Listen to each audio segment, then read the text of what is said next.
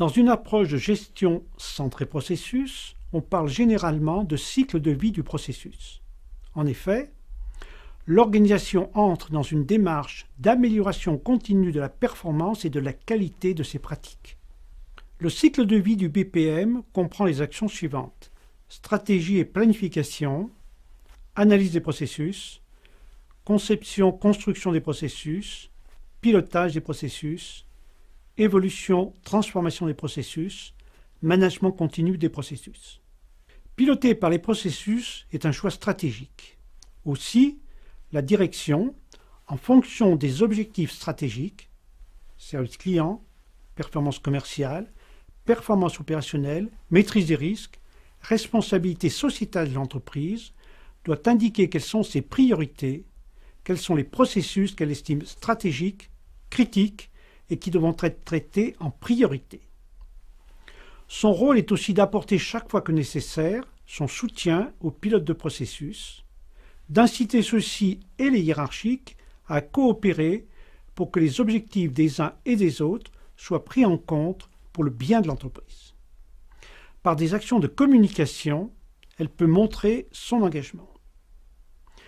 Assurer la validation des plans d'action processus élaborés par les pilotes est aussi du rôle de la direction, marquant ainsi le lien fort et cohérent entre les axes stratégiques et les actions opérationnelles.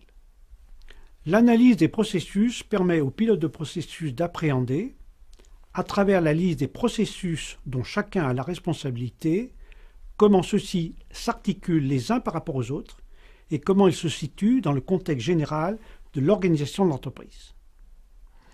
L'identification des processus effectués par rapport aux produits et services délivrés par l'entreprise nécessite la création d'une arborescence plus ou moins détaillée. On peut par exemple articuler cette liste par niveau: processus élémentaire, traitement d'un événement client; processus client au support, regroupement de tous les processus élémentaires d'un même produit-service; domaine de processus, regroupement de tous les processus client ou support d'une même famille. Selon les priorités de l'entreprise, les processus à privilégier seront identifiés. Selon une approche méthodologique préalablement établie, il convient, en s'appuyant sur des sachants, de retracer de manière concrète comment, aujourd'hui, le travail est effectué et non comment il devrait être effectué. Ce point est important car, dans un premier temps, préciser le fonctionnement réel de l'entreprise reste le seul moyen de disposer d'une base de départ à partir de laquelle l'examen des processus pourra être fait.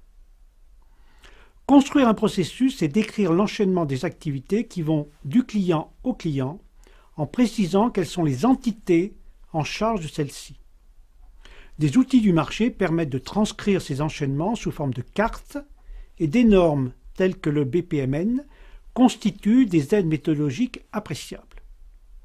Un processus et les activités qui le composent se nomment à travers un verbe et un complément d'objet direct, matérialisant alors la plus-value apportée par chaque entité dans la construction du résultat. On peut aussi, selon les besoins de l'entreprise et le degré de finesse souhaité, associer à chaque processus un certain nombre d'éléments complémentaires qui seront regroupés sous le vocable de carte d'identité ou de carnet de santé du processus, comme le propose la norme FDX 50176 de l'AFNOR. Décrire un processus n'a d'intérêt que si on souhaite agir, c'est-à-dire poser un diagnostic sur celui-ci et déterminer les actions qui vont permettre de le rendre plus efficace ou plus efficient en fonction des objectifs de l'entreprise. L'examen des processus est de la responsabilité du pilote qui doit déterminer un tour de table composé par des représentants des différentes fonctions concernées par le processus. Ce travail collectif est nécessaire si l'on veut prendre en compte les objectifs des uns et des autres et avoir une meilleure probabilité de rendre l'entreprise performante. Les indicateurs mis en place, les dysfonctionnements observés, les besoins des clients recensés, la concurrence, les exigences réglementaires, la volonté d'être meilleur constituent des éléments qui commandent l'examen des processus. Les actions décidées peuvent être de deux natures. Premièrement, améliorer ou corriger le processus pour qu'il produise de manière stable et permanente ce pourquoi il a été construit. Cela se traduit par la conduite de petites actions dont la mise en œuvre est rapide et ne nécessite pas de gros investissements. Deuxièmement, transformer le processus de manière à produire un effet nouveau qui permettra à l'entreprise d'être plus performante. Cette action commande de reconstruire complètement le processus, conduit à initier un projet qui demande du temps et des investissements plus ou moins importants. Les actions décidées sont conduites par les équipes dont c'est le rôle et suivies par le pilote de processus.